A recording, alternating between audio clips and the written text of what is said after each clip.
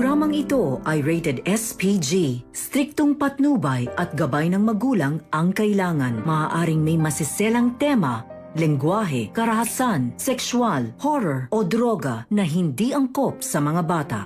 Ikaw ang aking dala sa gabing madilim. Ikaw ang Ikinapahamak ni Moira ang pagkikita nila ni Zoe at tuluyan na siyang nahuli ng mga pulis. Idamay kaya ni Moira si Carlos kapag hindi siya nito tinulungan?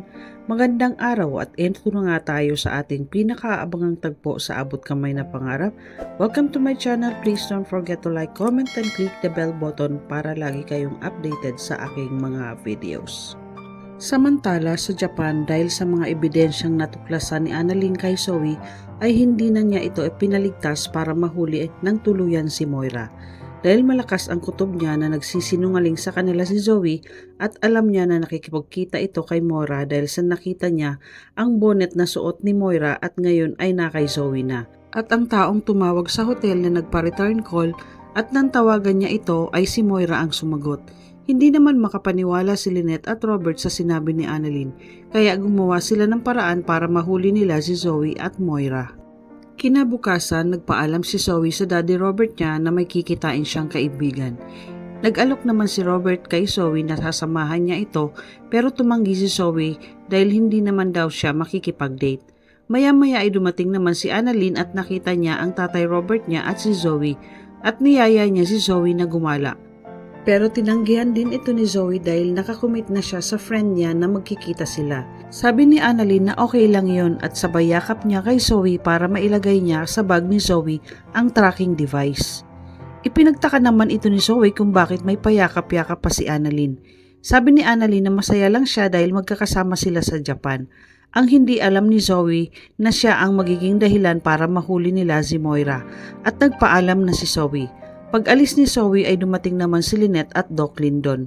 Habang sinisimula na ni Annalyn na itrack si Zoe, naitanong ni Doc Lindon kung bakit nila nilagyan ng tracking device ang bag ni Zoe. Di ka ba naniniwala na kaya siya nandito ay para mahuli ang mami niya? Sabi ni Annalyn na nasabi niya na ito sa nanay at tatay niya at may mga ebidensya siya na magpapatunay na matagal nang nagkikita ang mag-inang Moira at Zoe. Maya-maya ay nagyaya na si Robert na sundan na nila si Zoe at baka makalayo pa ito. At nagsama na din sila ng mga pulis ng Japan para hindi na makatakas pa si Moira sa kanila. Samantala, hindi alam ni Zoe na ito na ang oras na mahuhuli na si Moira dahil sa kanya. Hindi niya alam na nasundan siya nila Annalyn, Robert, Lynette at Lindon dahil nilagyan siya ni Annalyn ng tracking device sa bag niya. Paalis na sana si Moira para tumakas pero hindi siya nakatiis na hindi sila magkita ni Zoe bago siya lumipad ng ibang bansa. Sa isang park nag-aantay si Moira kay Zoe para magkita. Maya-maya ay dumating na si Zoe at tinawag niya ang mami Moira niya. Umiiyak na napayakap ang mag-ina sa isa't isa. Humingi ng sorry si Moira kay Zoe dahil kailangan niyang umalis. Kaya ikinalungkot naman ito ni Zoe dahil matatargalan bago ulit na sila magkita ng mami Moira niya. Gustuin man ni Moira na isama si Zoe pero hindi niya maatim na masira ang buhay at karir nito nang dahil sa kanya. Pinayuhan niya si Zoe na wag siya nitong kakalimutan at ipagpatuloy niya lang ang pagkukunwari sa paghahanap sa kanya dahil naniniwala naman sila. At wala siyang pinagsisisihan sa ginawa niya dahil lahat yun ay para kay Zoe dahil mahal na mahal niya ito. Kaya niyakap niya muli si Zoe ng mahigpit habang umiiyak silang mag-ina. Habang magkayakap ang dalawa, ang hindi nila alam ay nakita na sila nila Robert, Annalyn, Lynette at Doc Lindon at may kasama silang pulis. Tinawag ni Robert si Moira na ikinagulat naman ng mag-ina. Sabi ni Robert na Moira, eto na ang katapusan mo. Huwag mo na kaming pahirapan. May mga kasama kaming pulis, sumuko ka na. Gulat na gulat ang mag-ina kung bakit nalaman nila na magkikita silang dalawa. Tinanong ni Moira si Zoe kung kasama niya ang mga ito. Sabi ni Zoe na hindi ko alam mami kung bakit alam nila na magkikita tayo. Hindi kita ipapahamak sa kanila. Ang nagawa si Moira at tuluyan na siyang hinuli ng mga pulis at habang pinoposasan si Moira ay nagpupumiglas ito at sumisigaw ng tulong. Walang nagawa si Zoe kundi ang mapaiyak at nagmamakaawa na wag nilang hulihin ang mami Moira niya. Galit naman na nilapitan ni Robert si Zoe at sinabi na, "Napakasinungaling mo, Zoe, hindi ka na dapat pinagkakatiwalaan pa. Akala ko tutulungan mo kami sa paghahanap kay Moira at kaya ka pala sumama sa akin ay para tulungan mo si Moira na makatakas." Hindi makaimik si Zoe at galit na tiningnan niya si Annalyn. Habang si Moira ay nagpupumigla sa mga pulis, ay nilapitan naman siya ni Lynette. Sabi nito na hindi ka na makakatakas, Moira. Huli ka na. Patong-patong na kaso ang kakaharapin mo sa Pilipinas. At alam ko na din na ikaw ang nag-utos sa tauhan mo na pasukin ang bahay namin ni Carlos at hindi ako papayag na hindi mo pagbayaran ang lahat ng atrasong ginawa mo sa akin at kay Sir Pepe. Galit naman na sinabi ni Moira na wala kang katibayan na ako ang nag-utos, kaya patunayan mo yan. At tuluyan ng dinala ng mga pulis si Moira. Samantala, sa opisina ng magiging attorney ni Dax, kausap nito si Carlos para ibigay ang bayad sa attorney at palabasan niya na galing ito sa isang anonymous donation ang tumulong kay Dax. At pinakiusapan niya ang abogado na sana hindi sasabit ang pangalan niya sa kaso. At walang dapat makakaalam nito lalong-lalo na si Giselle. Ipinangako naman ng abogado kay Carlos na huwag kang mag-alala, makakaasa kang hindi ka madadamay sa kaso ng kliyente niya. Habang nag-uusap ang dalawa ay biglang kumatok ang sekretary nito upang sabihin na may nagpupumilit na pumasok. "May bisita po kayo, attorney." Ayaw magpapigil.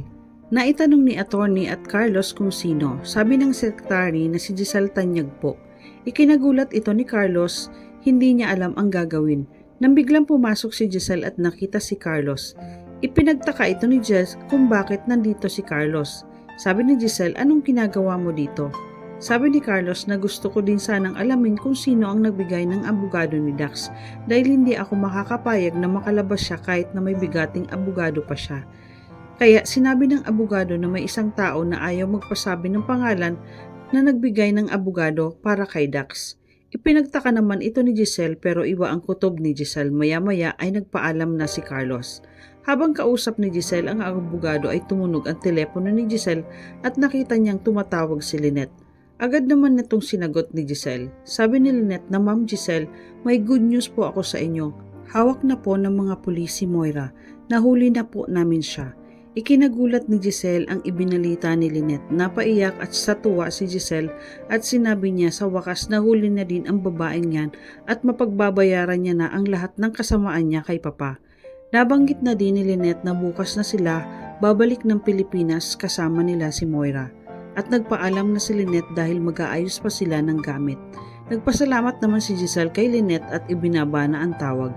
Agad sinabihan ni Giselle ang attorney na nahuli na si Moira at hindi mo na kailangan ipaglabang pa si Dax. At sa tingin ko ay maaabsuelto siya dahil nahuli na si Moira sa Japan, ang mastermind ng lahat. At nagpaalam na si Giselle sa abogado. Kinabukasan sa airport, maagang nagpunta si Giselle para sunduin si Robert at inaabagan niya ang pagdating ni Moira dahil hindi napapayag si Giselle na makatakas pa si Moira. Maya-maya ay dumating na silang lahat kasama na si Moira. Habang naglalakad na nakaposas ang mga kamay niya at hawak siya ng mga pulis. Agad naman sinalubong ni Giselle si Moira at nilapitan niya ito. Sa sobrang galit ni Giselle kay Moira ay bigla niya itong sinampal at sinabihan niya si Moira na sisiguraduhin ko na makukulong ka na.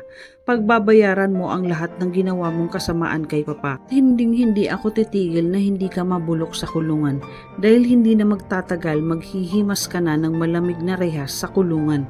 Sumigaw naman si Moira at sinabihan din niya si Giselle na hindi ako nasisindak sa mga sampal mo at hindi ako sayo natatakot. Oras na makawala ang mga kamay ko sa mga posas na to, mas magbigat pang sampal ang ibibigay ko sayo. Malaman kaya nila Giselle na kasabwat ni Moira si Carlos? Tulungan kaya ni Carlos si Moira? Madamay kaya si Carlos ngayong nahuli na si Moira? Yan ang ating pakaabangan dito lang sa Abot Kamay na Pangarap. Huwag bibitiw at huwag kalimutan mag-subscribe. Maraming salamat po and God bless.